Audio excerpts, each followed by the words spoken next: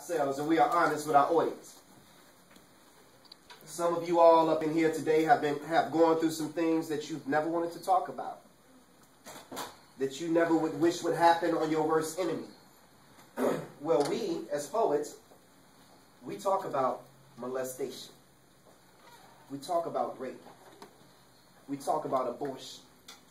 We talk about those things that have happened to us in our lives that we don't even share, but we're willing to write about it. And I'm going to tell you why. Because through your tests, God gives you a testimony. And through that mess, God gives you a message. Don't be stealing my stuff. What you know? But through all those things, you're able to talk to somebody that's going through those things today that you went through yesterday. And he asks us to say, today is built upon yesterday, but tomorrow is built upon today. And so the decisions that you make in your life now is going to determine what your life is going to be like the next 5 years. We have a decision coming up November the 4th, right? And we're selecting who the president is, right? And how long does that president stay in office? 4 years. The decision that we make on November the 4th, we're going to have to live with for the next 4 years. And so the same thing happens to you in your life. And so I have some stories that I talk about in my poetry. And one of the things that I talk about, and Sister Lucas, she witnessed me do a poem called Ego. And this was a poem that I wish that I never had to write this poem. This poem was written about my 15-year-old son, and I lost him to cancer. And this was thank you. This happened September the 3rd, 2008. And so, you know, it's different when you lose a parent, and I've lost a parent before too, but it ain't nothing like losing a child. You know, sometimes the mother is the person that's in the child's life. But this time it was the father, it was me, and his mother was battling drug addiction. And so she couldn't be there for him. So when he was in the hospital every day, when he was dying, when he was going through chemotherapy, when he couldn't eat, when he couldn't get up, when he needed to laugh, his father was there doing all that for him. At the time, I was working an 8-hour job at Oak Forest Hospital for the county, and I had to take a leave of absence for 2 years to take care of him. And the only thing that I could do was hustle. So I sold my CDs. I was that guy in the beauty shops, selling the CDs and the movies, and the Coach bags and the Louis Vuitton and the Air Force Ones when it was hot. Back in the day, you could get them for $50. I was that dude. And the poetry was the only thing that was really my release at that time. And so he fought it for about a good year and a half. He was a student at Urban Prep High School. He died on his first day of his sophomore year of high school. And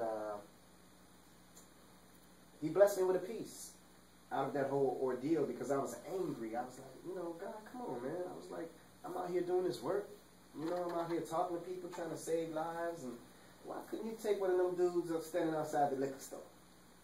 Why couldn't you take one of them gangbangers who out there shooting and killing somebody? Why couldn't you take some of these guys out here raping people? Why you gotta take my son? And so I was angry.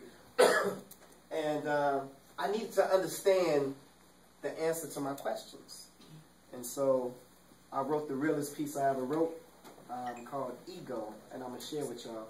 So y'all bear with me. I got a little cold. I see.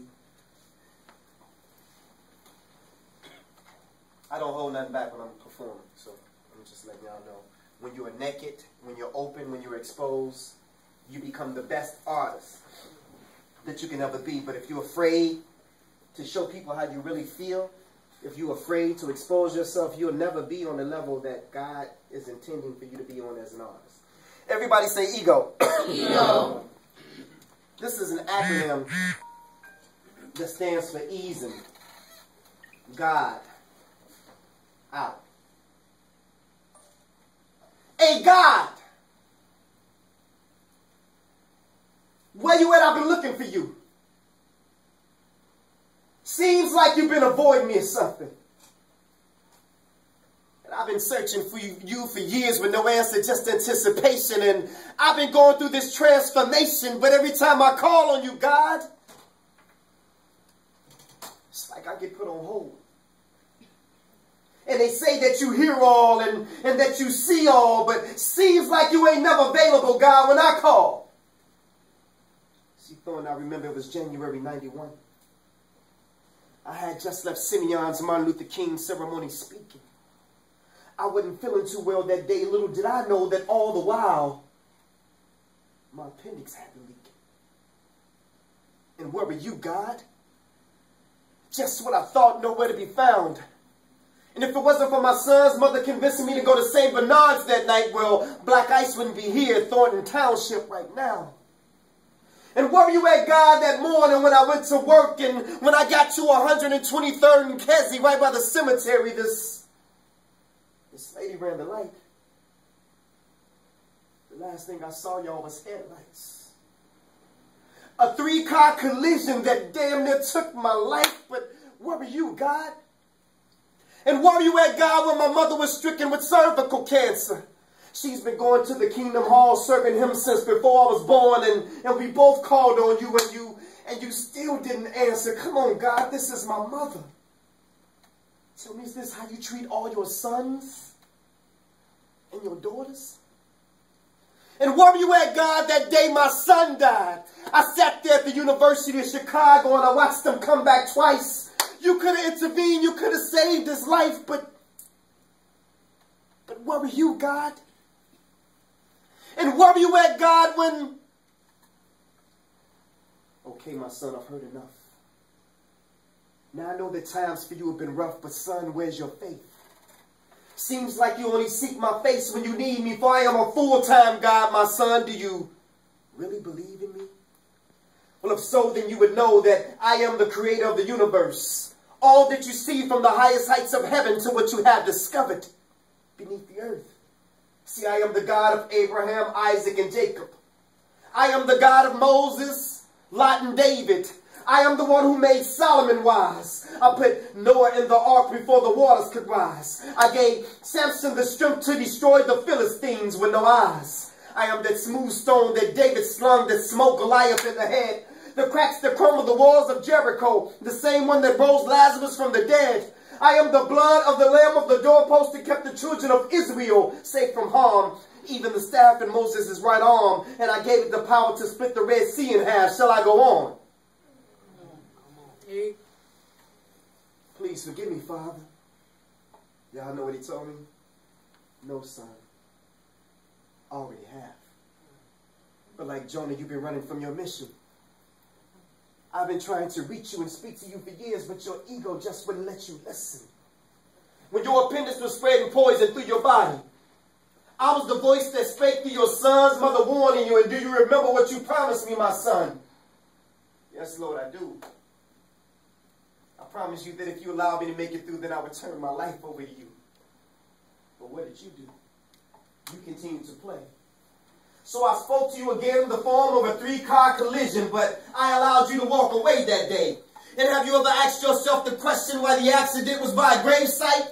I was showing you that the road that you were traveling on ended at the cemetery if you didn't change your life. But you still didn't listen.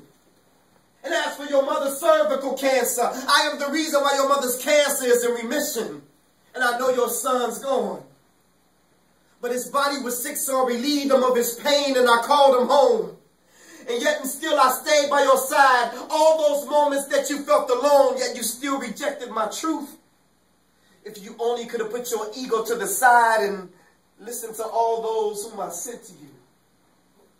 Lord, you mean to tell me all the while I was waiting to hear from you? You were sending me messages through all those whom I rejected? Yes, my son, this is true. And instead of focusing on all these guides, submit to the truth that you find inside. For Satan is the one who subtracts and divides, but he is the one who adds and multiplies. I'm telling y'all, he opened my eyes. And so to those of you who can accept the truth, Because your ego won't allow you to accept who the truth is coming through. Take this as a lesson.